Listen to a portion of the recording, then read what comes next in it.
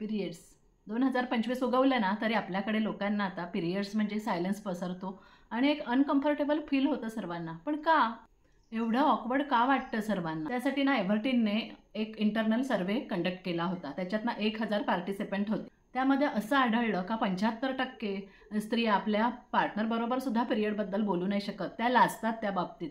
एव्हर्टीनच्या सर्वेनुसार 71.6% ज्या महिला आहेत तर त्या सोशल मीडियावर अवलंबून असतात, तिथे माहिती गोळा करतात. तर इमर्जन्सीमध्ये 11.6% महिला त्याच्यावर अवलंबूनच असतात, त्याच्यापासून माहिती घेतात, त्याच्यावर ट्रस्ट करतात. हा प्रॉब्लेम ॲक्सेसचा नाही आहे तर विश्वासाचा आहे, स्पष्टपणे बोलण्याचा आहे. तर आज वर्ल्ड मेन्स्ट्रुअल हायजीन डे आहे, तर त्या निमित्ताने आपल्याला पिरियड्सबद्दल अगदी फ्री बोलायचं आहे. मी एक कंटेंट क्रिएटर आहे, त्या नात्याने माझी जबाबदारी आहे का खरी माहिती तुमच्या सगळ्यांपर्यंत पोहोचवायची. आणि जे लोक किंवा ज्या महिला हे आज बघत आहेत तर त्या महिला सुद्धा इतरांना हे ऐकून गाईड करतील याची मला खात्री आहे. चला सगळ्यांनी मिळून हा टॅबू तोडून टाकूया. Let's not just protect bodies, let's educate minds.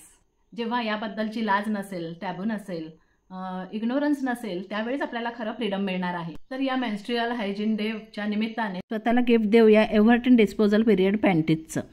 तर आता लिकेज आणि स्टेनचं अजिबात टेन्शन घेऊ नका, कारण हेच आहे विश्वास, प्रतिष्ठा आणि एम्पॉवरमेंट आपल्या सर्वजणींचं.